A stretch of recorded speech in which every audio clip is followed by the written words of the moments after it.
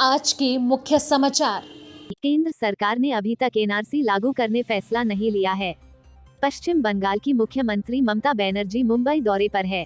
Corona के नए संस्करण ओमिक्रॉन ने एक बार फिर दुनिया में तांडव मचा रहा। एंटीलिया के पास विस्फोटक सामग्री रखने की साजिश परमवीर सिंह और वाजा ने रची।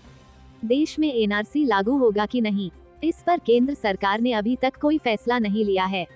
यह जानकारी केंद्र की ओर से लोकसभा में लिखित जवाब के द्वारा दी गई है। केंद्र की ओर से लोकसभा में बताया गया है कि देश भर में राष्ट्रीय नागरिक रजिस्टर एनआरसी लागू करने पर फिलहाल कोई विचार नहीं किया गया है।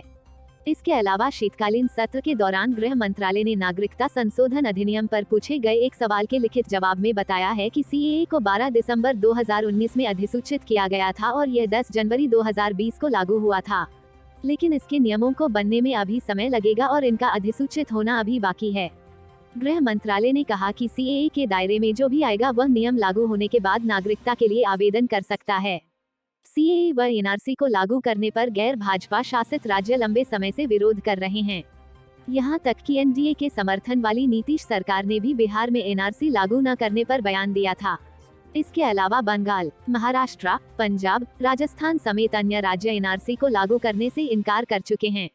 नागरिकता संशोधन कानून 2019 में बनाया गया था। इस कानून में 3 पड़ोसी देशों बांग्लादेश, अफगानिस्तान और पाकिस्तान से भारत आए गैर मुस्लिम प्रवासियों को भारतीय नागरिकता देने का प्रावधान है। इन देशों में हिंदू, बौद्ध, जैन, सिख, पारसी और ईसाई धर्म के लोग अल्पसंख्यक हैं। इसलिए भारत में 5 साल पूरा कर चुके ऐसे शरणार्थियों को भारतीय नागरिकता दी जाएगी। पहले नागरिकता पाने के लिए 11 साल की शर्त थी। इसके अलावा सरकार ने अवैध घुसपैठ रोकने के लिए राष्ट्रीय नागरिकता रजिस्टर भी लागू करने का फैसला किया था। राष्ट्रीय राजधानी में 4 दिनों तक प्रधानमंत्री नरेंद्र मोदी से लेकर अन्य बड़े नेताओं के साथ मुलाकात करने के बाद पश्चिम बंगाल की मुख्यमंत्री ममता बनर्जी आज मुंबई के दौरे पर जाएंगी। राज्य स्तर की पार्टी टीएमसी को राष्ट्रीय स्तर पर ले जाने की कोशिशों में जुटी ममता आज महाराष्ट्र के मुख्यमंत्री उद्धव ठाकरे और एनसीपी मुखिया शरद पवार से मुलाकात करेंगी। पश्चिम बंगाल की मुख्यमंत्री और टीएमसी प्रमुख ममता बनर्जी आज से 3 दिवसीय मुंबई दौरे पर रहेंगी। ममता बनर्जी 1 दिसंबर को मुंबई में उद्योगपतियों से मुलाकात करेगी और उन्हें अगले साल अप्रैल में होने वाले बंगाल ग्लोबल बिजनेस समिट में आमंत्रित करेगी। तृणमूल कांग्रेस के एक वरिष्ठ नेता ने कहा, ममता बनर्जी कल से मुंबई के 3 दिवसीय दौरे पर होंगी। वो एनसीपी प्रमुख शरद पवार और महाराष्ट्र के मुख्यमंत्री उद्धव ठाकरे के साथ बैठक करेगी। मुख्यमंत्री का लक्ष्य राज्य में निवेश आकर्षित करना भी है। देश में कोरोना वायरस पिछले 2 साल से दुनिया को अपनी चपेट में ले रहा है। अब वैक्सीन की खोज और टीकाकरण से ऐसा लग रहा है कि कोरोना का संकट कम होता जा रहा है। हालांकि कोरोना के नए संस्करण ओमिक्रॉन ने एक बार फिर दुनिया भर में दहशत पैदा कर दी है। इस नए कोरोना वेरिएंट के प्रकोप को रोकने के लिए मुंबई में सभी जरूरी कदम उठाए जा रहे हैं। मुंबई की मेयर किशोरी पेडनेकर ने आधी रात के आसपास मुंबई अंतर्राष्ट्रीय हवाई अड्डे का औचक निरीक्षण किया। मुंबई में पिछले 15 दिन में उन अफ्रीकी देशों से करीब 1000 यात्री आए हैं, जहां कोरोना वायरस के नए स्वरूप तथा अधिक संक्रामक ओमिक्रॉन के मामले सामने आ रहे हैं। हालांकि मुंबई में फिलहाल सक्रिय कोरोना मरीजों की संख्या कम है, लेकिन राज्य में सक्रिय कोरोना मरीजों का सबसे ज्यादा प्रतिशत अभी भी मुंबई में है। इसलिए अब मुंबईकरों को और सावधान रहने की जरूरत है।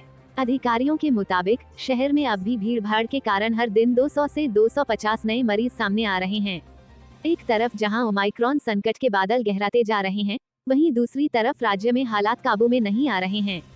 स्वास्थ्य विभाग द्वारा जारी साप्ताहिक आंकड़ों के अनुसार 27 नवंबर तक राज्य में 8237 सक्रिय मरीज थे। सबसे ज्यादा मरीज मुंबई में 2250 हैं, पुणे में 2077, ठाणे में 1060, अहमदनगर में 802 और नासिक में 396 सक्रिय मरीज हैं। मुंबई के कार्यकारी स्वास्थ्य अधिकारी डॉक्टर मंगला गोमारे के मुताबिक मुंबई में सबसे ज्यादा कोविड टेस्ट हुए हैं। आबादी को देखें तो मरीज भी मिल रहे हैं, लेकिन पॉजिटिविटी रेट की बात करें तो कुल टेस्ट में 1% या उससे कम की रिपोर्ट पॉजिटिव आ रही है। पिछले 7 दिनों में मुंबई में सक्रिय मरीजों की संख्या में भी काफी कमी आई है। 20 नवंबर को मुंबई में 3378 एक्टिव मरीज थे, लेकिन 27 नवंबर को एक्टिव मरीजों की संख्या घटकर 2050 हो गई है।